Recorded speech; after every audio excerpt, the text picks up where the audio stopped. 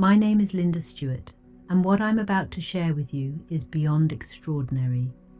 On a seemingly ordinary morning, my life changed forever. After a sudden and fatal medical incident, I experienced death itself and encountered Jesus Christ in his full glory. During this incredible near-death experience, he revealed a shocking truth about how the mark of the beast will be implemented. The vision I received was not only vivid, but also deeply urgent, a message for humanity to prepare for what lies ahead. Today I share this testimony, hoping to open your eyes to the reality of what is to come. It was an ordinary Tuesday morning. I had just brewed my coffee and opened the window to let in the cool morning breeze. Life felt peaceful and routine until a sudden, unbearable pain in my chest stopped me in my tracks. I barely managed to call 911 before collapsing to the floor. What happened next is a blur in earthly terms, but crystal clear in the spiritual realm. As my physical body lay lifeless, my soul was transported into a radiant realm where Jesus awaited. This ordinary day became the most extraordinary moment of my existence, a divine encounter that changed everything. The moment I collapsed, the physical world faded into silence. It was as if my body had given up, but my soul was just beginning a journey. I felt myself leaving my body, floating upwards in a state of serene detachment. There was no fear, no pain, only peace.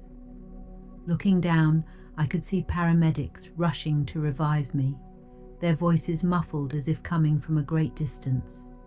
I was surrounded by a strange yet comforting light. It wasn't like sunlight or any artificial light I'd ever seen. This light had substance. It felt alive. It pulled me gently, guiding me toward what appeared to be a tunnel. As I entered, I felt a rush of love so overwhelming that tears, though I had no physical body, seemed to flow. This tunnel wasn't dark or confining. It was expansive and filled with shimmering colors I couldn't have imagined. Along the way, memories began to surface, not as fleeting thoughts, but as vivid living moments. I relived my childhood joys, the laughter of my children, and even the mundane moments that suddenly felt profound. It was as if my entire life played out before me in perfect clarity, each moment connected to a larger purpose I hadn't understood before. As I moved further into the tunnel, the light grew brighter and warmer, enveloping me in an embrace that felt like home. This wasn't a place of judgment, but of understanding. I felt no condemnation, only a deep sense of love and belonging. It was as though I had returned to a place I had always known but forgotten. Suddenly, I became aware of presences around me. They weren't people in the traditional sense, but beings of light, each radiating a unique energy of love and compassion. They didn't speak in words, but communicated directly to my soul, conveying messages of encouragement and peace. One of them, I instinctively knew, was my grandmother. She smiled at me with such warmth that all my earthly worries melted away. The further I travelled, the more I understood that this wasn't just a journey, but a preparation. I was being brought to meet someone, and every fibre of my being knew who it was. The tunnel opened into a vast expanse of light, more radiant and alive than anything I had ever experienced. And there he was, Jesus Christ. His presence was both humbling and empowering. He didn't look like the depictions I'd seen in paintings. He was beyond form and yet familiar. His eyes held infinite understanding, and his love poured over me like a wave, washing away every doubt, fear, and regret. He spoke without words, and yet I understood him perfectly. "Linda," he communicated, "what you are about to see is a message for my children. It is your mission to share it." In that moment, I realized my journey wasn't just about experiencing the divine, but about returning with a purpose. What lay ahead would change my understanding of the world forever. After the tunnel of light, I emerged into what I can only describe as the divine realm. It was a place unlike anything on earth. There were no walls, no sky, just an infinite expanse of radiance and life. The air itself seemed to hum with energy, and every particle of light carried a symphony of love. This was not just a place, it was a state of being. As I took in the beauty around me, I realized that this realm was alive. Colors I had never seen before danced in harmony, and music, if it could even be called that, filled the air. It wasn't sound as we know it, but a vibration that resonated deep within my soul. Each note seemed to tell a story, a universal truth that connected everything. In this realm, I felt completely known and accepted. Every flaw, every mistake, every triumph of my life was laid bare, yet I felt no shame. Instead, there was a profound understanding that every part of my journey had a purpose, even the parts I had coup. I soon became aware of beings of light moving toward me. They were not like angels depicted in art, but radiant, sentient entities whose very essence was love. One of them stepped forward, and I immediately recognized her as my mother. She had passed away years ago, but here she was, vibrant and alive, her presence overflowing with joy. She didn't need to speak. Her love enveloped me like a warm embrace.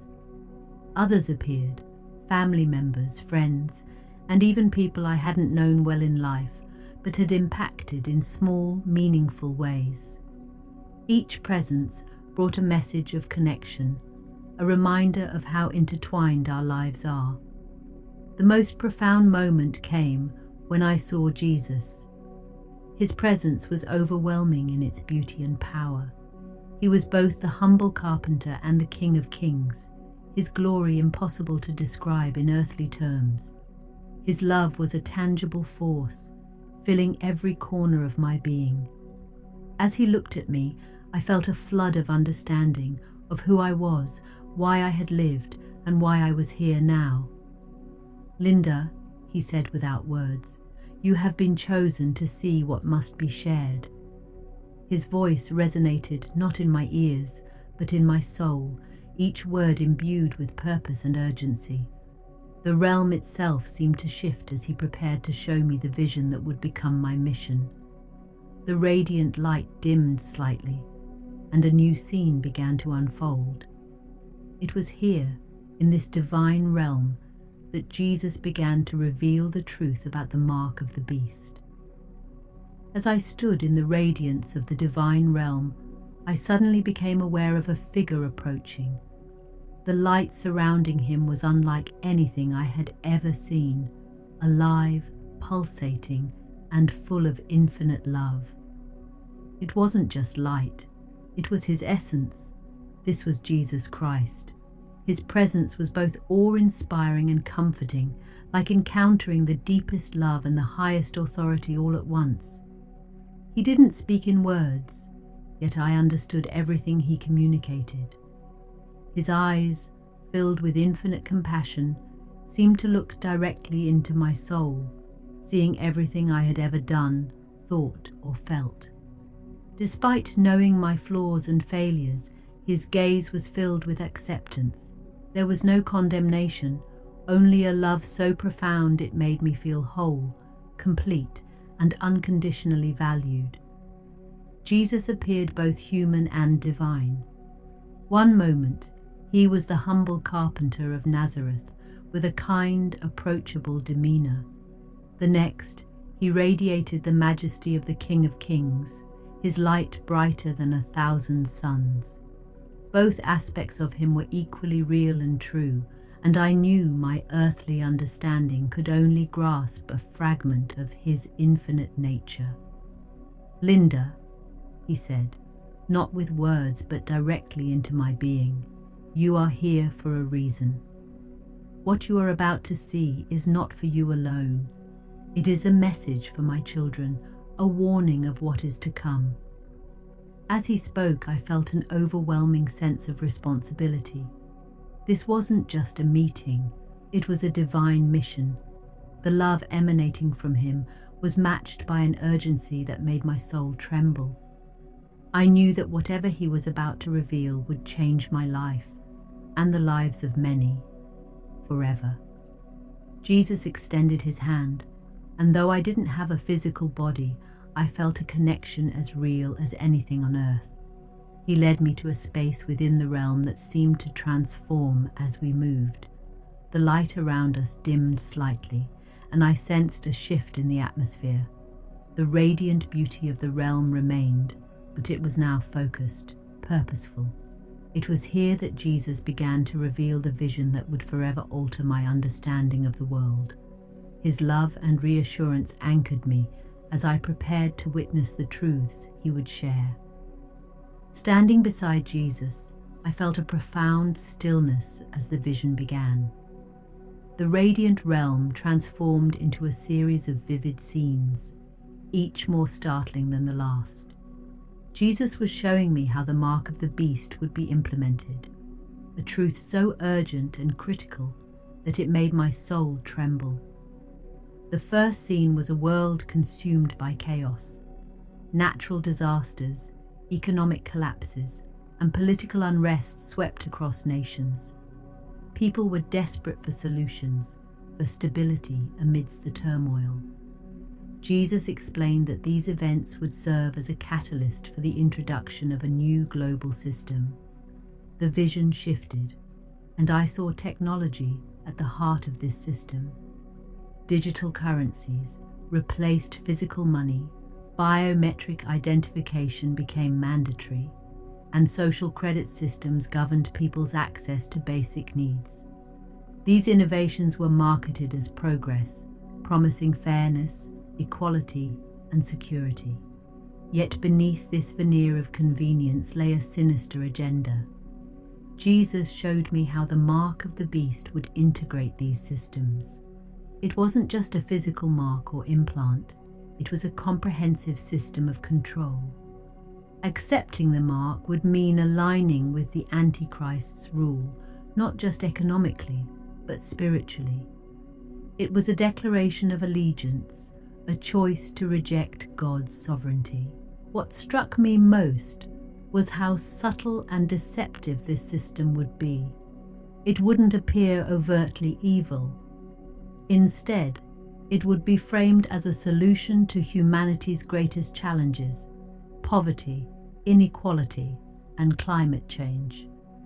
Leaders and even religious figures would endorse it, believing they were acting in humanity's best interest. Jesus emphasized that the mark would not be something people could accept accidentally. It would require a conscious decision to pledge allegiance to the system. However, the societal pressure to comply would be immense. Those who refused would be labeled extremists, conspiracists, and enemies of progress.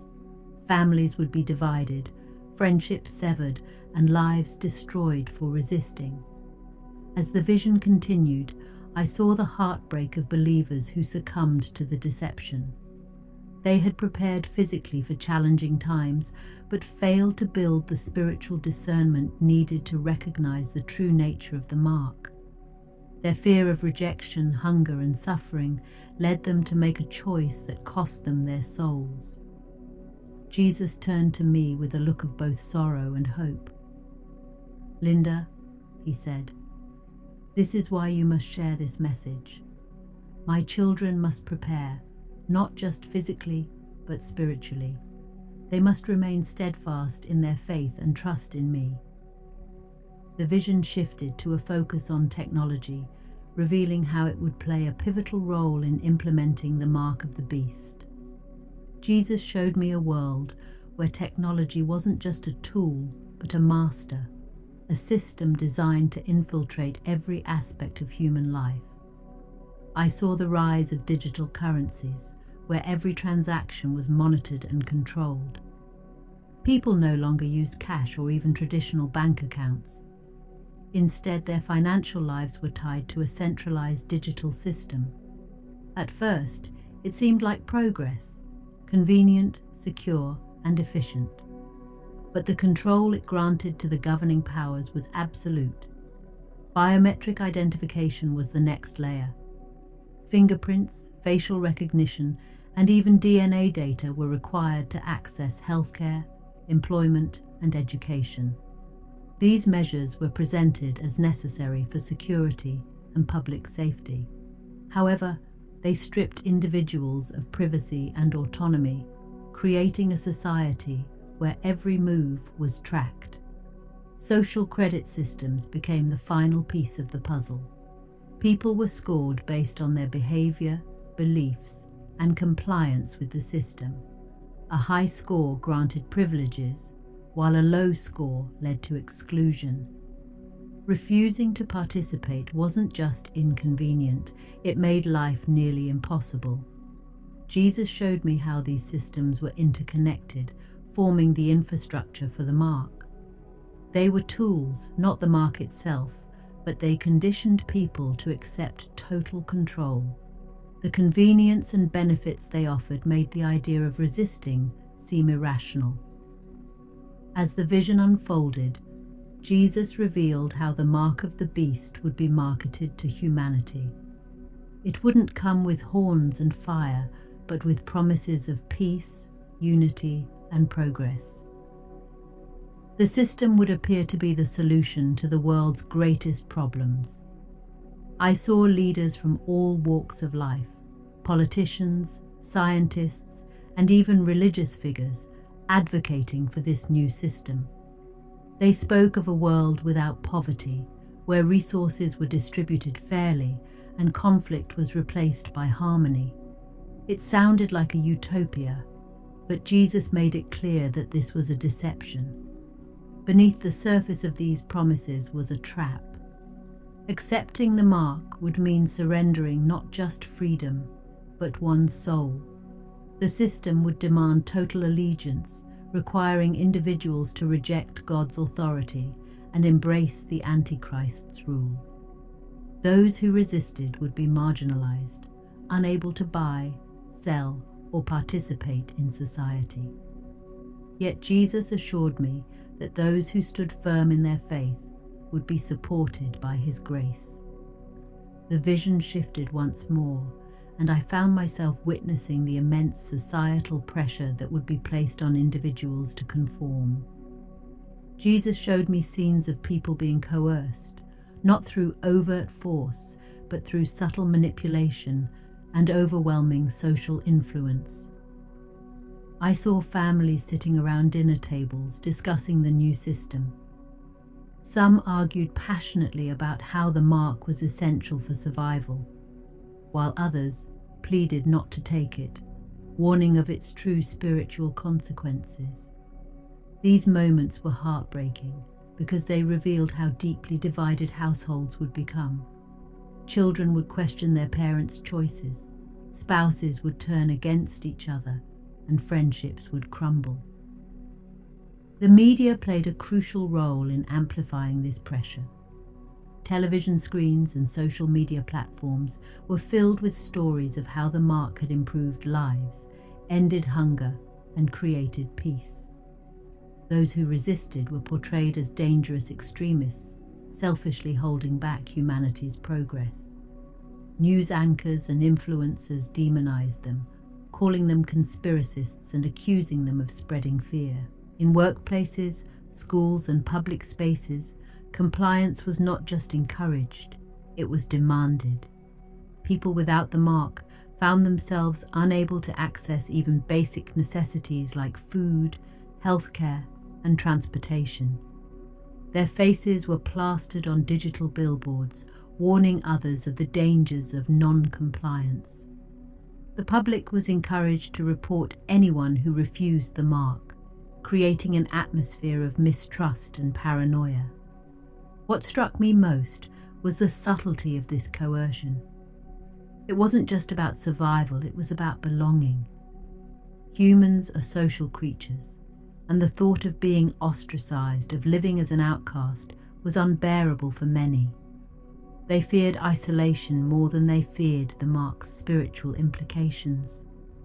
Jesus turned to me, his face filled with compassion and sorrow. "Linda," he said, "this is why my children must prepare now. They must strengthen their faith and find their identity in me, not in the world. Only then will they have the courage to stand firm." I watched as underground communities of believers formed, supporting one another through this persecution. They shared resources, worshipped in secret, and encouraged each other to remain faithful. These groups weren't driven by fear, but by love and unwavering trust in God. While their lives were difficult, their spirits were unbroken. The scene left an indelible mark on me. The pressure to conform would be relentless, but those who clung to their faith would find strength in their connection to God and each other. As the vision unfolded, Jesus emphasized a crucial truth. The mark of the beast was not just a physical mark or technological implant. It was a deeply spiritual choice, a pledge of allegiance to the Antichrist and a rejection of God. I saw individuals standing in line to receive the mark, their faces filled with a mixture of hope and fear. For many, this was just another mundane task, a bureaucratic necessity to access food, healthcare, or employment. But Jesus showed me what they could not see, the spiritual consequences of their decision. Each person who accepted the mark made a deliberate choice, even if they didn't fully understand its implications. It wasn't something they could take by accident or under duress. Their decision reflected a willingness to align with the system's values, which stood in direct opposition to God's sovereignty. Jesus revealed the spiritual battle happening behind the scenes. Angels and demons fought over souls, each decision tipping the balance. Those who chose the mark turned away from the light of God, their connection to Him severed. It wasn't an immediate punishment, but a gradual hardening of their hearts, making it increasingly difficult for them to return to the truth. On the other hand, those who refused the mark faced immense hardship, but radiated an inner peace and strength that could only come from God. They clung to their faith, knowing that their choice, though painful, was eternally significant. Jesus' voice filled my soul with clarity. "Linda, my children must understand that this is not about survival on earth, but salvation for eternity. They must choose me, even when it costs them everything." I saw how the mark would test the very core of human faith. It wasn't just about resisting a physical mark, but standing firm in the face of overwhelming pressure to deny God. This spiritual battle was the true essence of the mark of the beast, and understanding this was vital for those who sought to remain faithful. The next part of the vision was both chilling and awe-inspiring. Jesus showed me the rise of the Antichrist, a figure so charismatic and persuasive that he captivated the world. He appeared at a time of unprecedented global crises, offering solutions that seemed miraculous. This leader wasn't immediately identifiable as evil. In fact, he was seen as a savior. He spoke of unity, peace, and progress, addressing the deep fears and desires of humanity.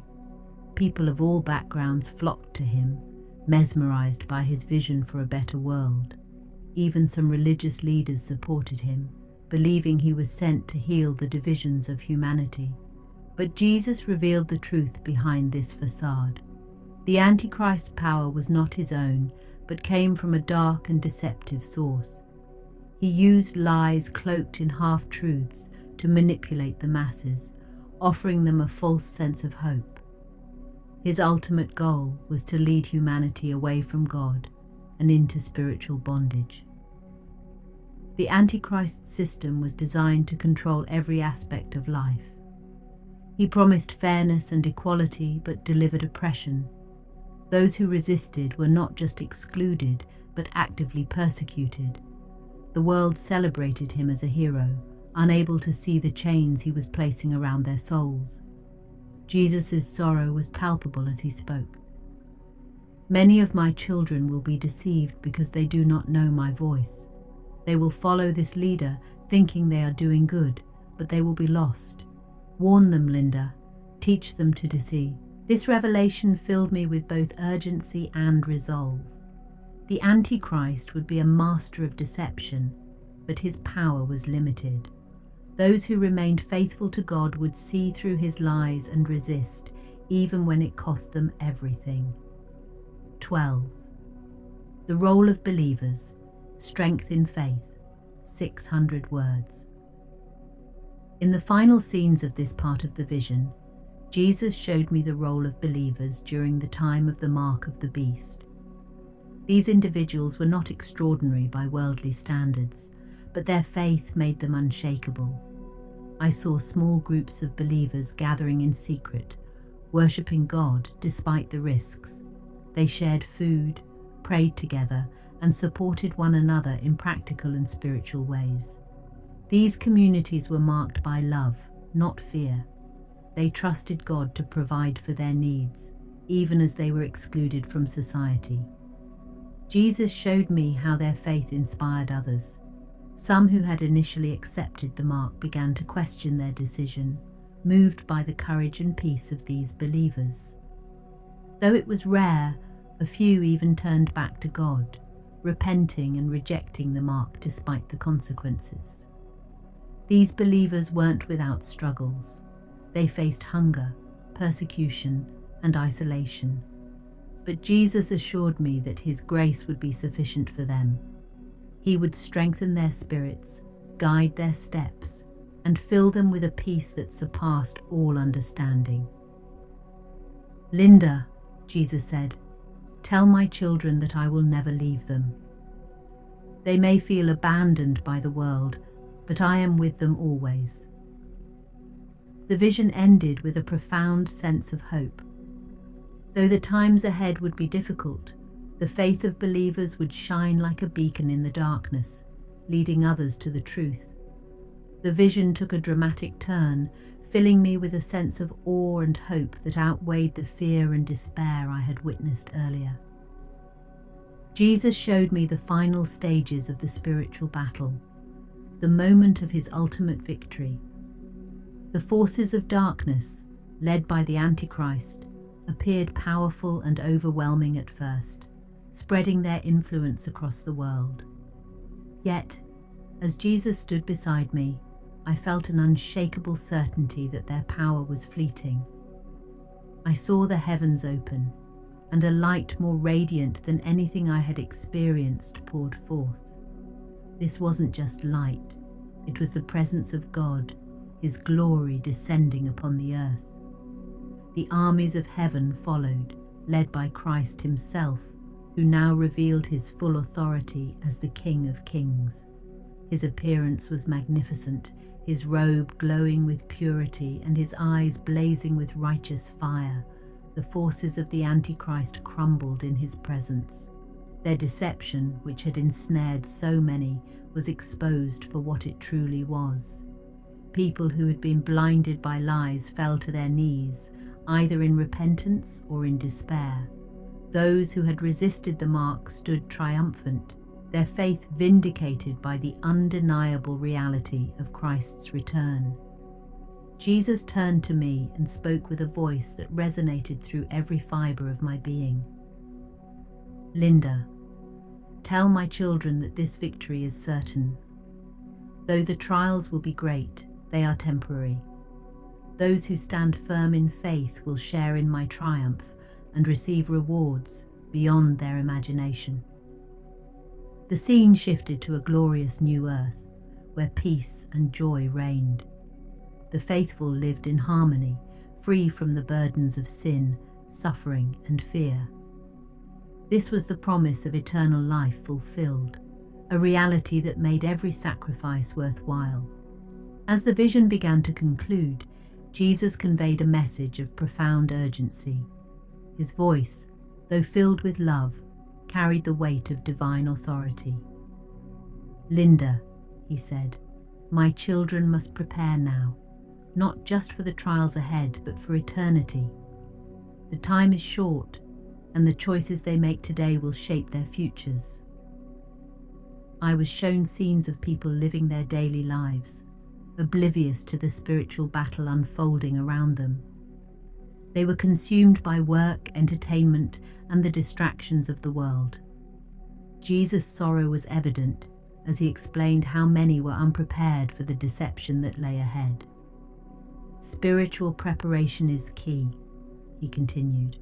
"My children must deepen their faith, learn my word, and seek my guidance in all things. They must learn to discern truth from deception, for the enemy will use even the smallest doubts to lead them astray." The vision shifted to show believers who had taken these words to heart. They gathered in small groups, studying the Bible, praying fervently, and encouraging one another.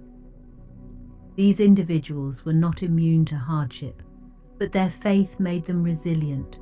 They relied on God's strength, not their own, and this dependence carried them through the darkest times. Jesus also emphasized practical preparation. He showed believers stockpiling resources not out of fear, but as a means to support their families and others in need. These actions were rooted in faith and wisdom, not panic. Finally, he stressed the importance of spreading. As the vision ended, Jesus delivered one final message, a call to action for all who would hear this testimony. "Linda," he said, "this is not a message of fear, but of hope. My children must know that while difficult times are coming, I am with them always. They are never alone." He reminded me that the trials ahead were not without purpose. Every challenge would refine the faithful, strengthening their spirits and deepening their trust in God. The choices people made during these times would determine their eternal destinies, but His grace would be sufficient for all who sought Him earnestly. Jesus showed me glimpses of individuals who remained faithful despite immense persecution. Their lives, though filled with hardship, radiated peace and joy. These were the overcomers, the ones who stood firm in their faith and inspired others to do the same. "Tell them," Jesus continued, "that I have already overcome the world. The enemy's power is temporary, and my victory is assured. Those who trust in me will see my glory and share in my eternal kingdom." Finally, I felt myself being drawn back to my body. The divine realm faded, replaced by the familiar sights and sounds of the physical world. As I awoke, I knew I'd been forever changed. My mission was clear: to share this testimony and warn others of the spiritual battle ahead. I speak these words not to create fear, but to inspire faith and preparation. The mark of the beast is coming, but so is Christ's return. Hold fast to Him, for His love and grace will sustain you through all things. As I returned to my body, gasping for air and feeling the heaviness of the physical world once more, the urgency of my mission consumed me. My encounter with Jesus wasn't just a personal experience. It was a divine calling to share what I had seen with as many people as possible. The weight of responsibility was immense, but His words remained clear in my mind. Tell my children, warn them, prepare them. At first I struggled to process everything. How could I explain the indescribable? How could I put into words the depth of the visions and the magnitude of the truths revealed? But Jesus had given me reassurance, and I knew He would guide me. I began to write, each word flowing as if it were dictated by the Holy Spirit. I started with close friends and family, sharing my testimony. Some listened with wide eyes and open hearts, while others dismissed it as a hallucination or imagination. It hurt to see doubt in the eyes of those I loved, but Jesus' words echoed in my heart. The truth will find those who are ready to receive it. As the days passed, I felt compelled to reach a larger audience. I began speaking at local churches, community gatherings, and anywhere people were willing to listen. I didn't use fear to motivate them, but shared the profound love and hope Jesus had shown me. I emphasized the importance of spiritual preparation, urging everyone to deepen their faith, seek God's guidance, and discern the truth in these deceptive times. I also warned about the subtle dangers of modern conveniences, digital currencies, biometric systems, and the increasing reliance on technology. These tools weren't inherently evil, but were paving the way for a system of total control. I explained that the real danger lay in the spiritual choice these systems would demand: allegiance to the Antichrist or faith in God. Not everyone was receptive.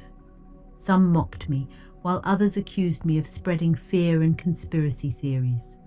But for every skeptic, there was someone whose eyes filled with tears of understanding. These moments kept me going, reminding me that even one soul saved was worth the effort.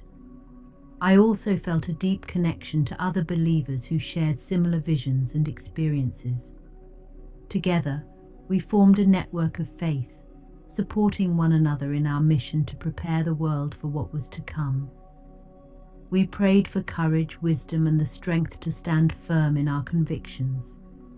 Through it all, I leaned on Jesus' promise: I am with you always. His presence was my anchor, guiding me through challenges and filling me with peace, even in the face of opposition. I knew that my testimony wasn't just a warning, but a beacon of hope, a reminder that no matter how dark the times ahead might seem, His light would always prevail. Now, as I continue to share this message, I feel His love working through me. I've seen lives transformed, faith renewed, and communities strengthened. My journey is far from over, but I know that everything I do is for His glory and His kingdom. To anyone hearing my story, I say this: take these warnings seriously, but do not be afraid. Jesus is with us, and His victory is certain. Hold fast to your faith, prepare your heart, and trust in His promises. The path ahead may be difficult, but it leads to eternal life, a life beyond anything we can imagine.